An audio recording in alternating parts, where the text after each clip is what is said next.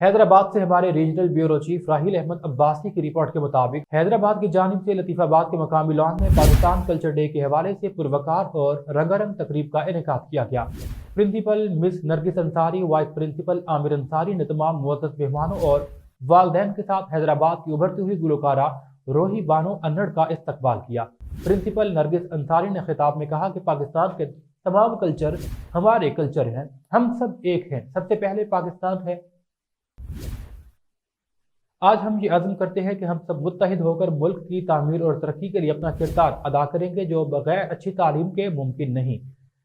دین Hammad school system میں بچوں کی تعلیم کے ساتھ تربیت پر بھی خصوصی توجہ دی جاتی ہے تاکہ وہ قابل شہری بن سکیں۔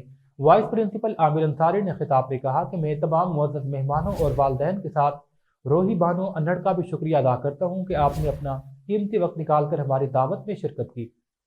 پروگرام میں شریک روحی بانو انڑ کی جانب سے کہا گیا کہ دین حماد اسکول سسٹم لطیف آباد کے پروگرام میں شرکت کر بے حد خوشی ہوئی ہے۔ یہاں پر فیس بہت کم ہے، تعلیم کے ساتھ بچوں کے جسمانی اور ذہنی تربیت کا بھی اہتمام ہے۔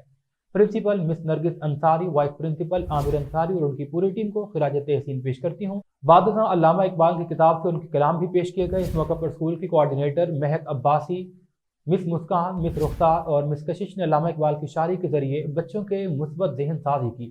مس وجیحہ اور مسکان 3 ٹیبلوز پر پرفارم کیا۔ تمام معزز مہمانوں نے اسے خوب سراہا۔